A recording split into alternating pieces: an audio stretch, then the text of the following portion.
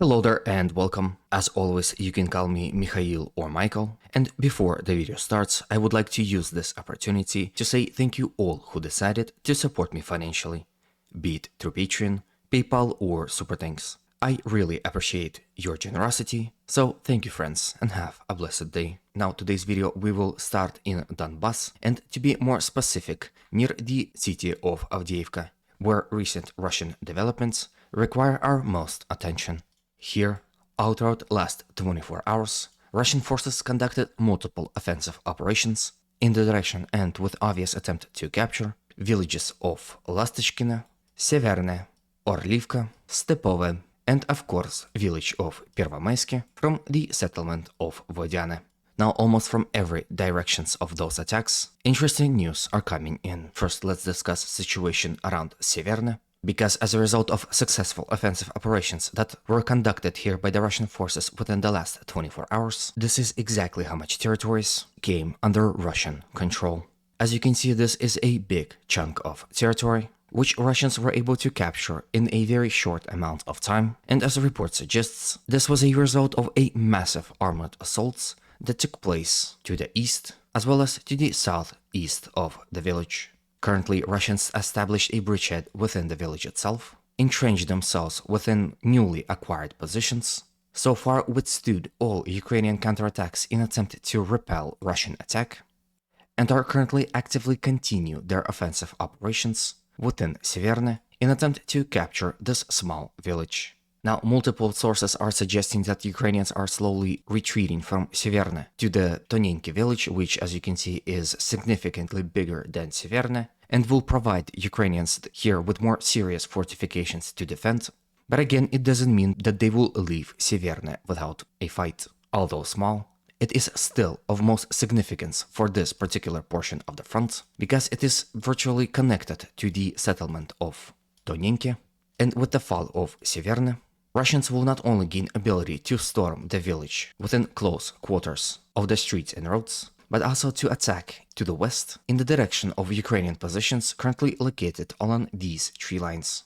And with Russian attacks already happening to the south of Tonenki, in support of Russians fighting in Severne, we can actually see how important the capture of Severne actually is for the Russians on this portion of the front. Interestingly enough, this Russian territorial advance was also reported by pro-Ukrainian sources. For example, on Deep State map, here was the situation of yesterday, and here is the situation of today, with those territories coming in under Russian control. So as you can see, massive Russian assault and successful advance is acknowledged by both sides. Then let's go slightly to the north and discuss situation around villages of Lastishkina as well as Orlivka, towards which Russians are also currently attacking. And while though Ukrainian counterattacks near Lastishkina were able to stop Russians for the time being, Russians were able to advance from the Avdiivka coke plant and captured more positions in front of Orlivka, nearly reaching this intersection. Here you can see how much territories Russians captured within the last 24 hours.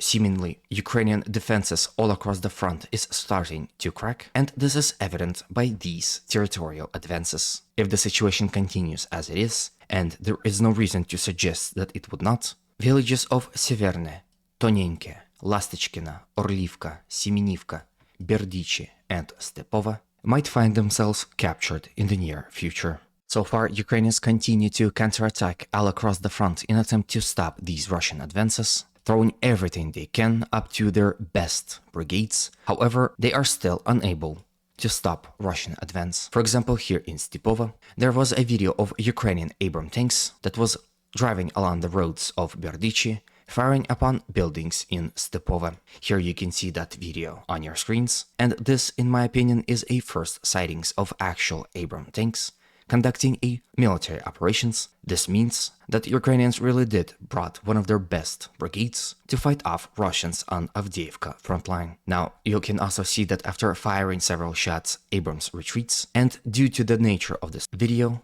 we can suggest that the village of Stepova is either already abandoned by Ukrainian forces or about to be, as Abrams tanks is being extremely careful not to advance too close.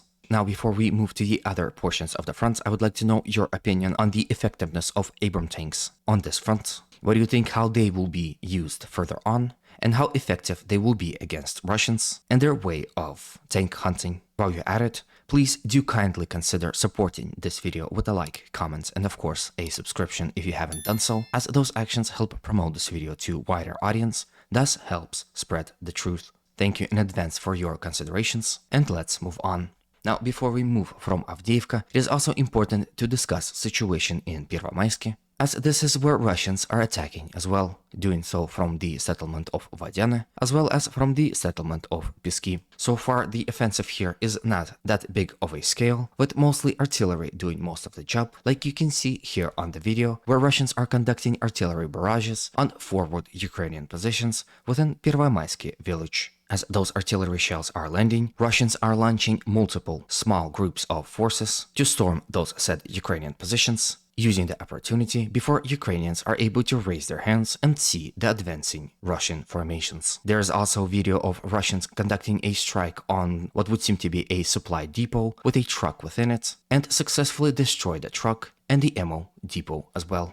The depot itself doesn't seem so big, so it might not affect the general situation in Pervomaiske, but you never know. At this point, we all know that Ukrainians have severe shell hunger, and any destruction of their supply hubs is extremely painful for their logistics. From here, let's quickly discuss situation near the recently captured village of Pobieda. As always, yesterday and the day before, Russian forces continued their offensive operation here in this area in attempt to expand their zone of control. However, it seems so far they are unsuccessful in that endeavor. Ukrainians, on the other hand, are constantly counterattacking and seemingly reached the southern outskirts of Pobieda. However, it seems that those reports were premature. The Ukrainian forces that reached Pobieda were destroyed. Here you can see a lone Leopard 2 tank standing within Pobieda village, or to be more specific, within its outskirts, and another American infantry vehicle staying still on the open field. So although Ukrainians did announce their re-enter of Pobieda, it seems that this is simply isn't true, and all Ukrainian attacks that are currently coming in the direction of Pobieda were successfully repelled by the Russians.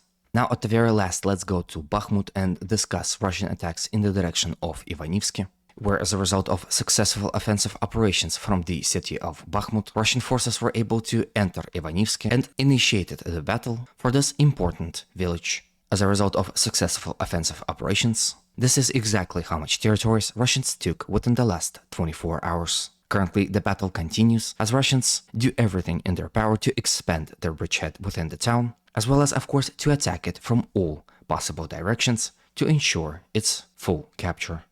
With it, Russians also attacked to the southeast of it, capturing these positions, thus further consolidating the front line. The village of Ivanivske is extremely important when it comes to general tactical situation, as it stands in between Russian forces and Chasiv Yar, and is situated along the T-0504 highway, which in case of Russians capturing Ivanivske, Russians will surely use to attack further on in the direction of Chasiv Yar. As these battles continues, Russians are also advancing along the 00506 road, as well as within Bogdanivka village, and generally all across the front, in an obvious attempt to reach the canal and consolidate the entire front line before storming Chasiv Yar itself. With the fall of Ivanivske, Russians will also gain ability to attack to the flank and rear of Ukrainian formations, currently defending settlement of Klishivka from the north, thus making the defense of this village utterly useless.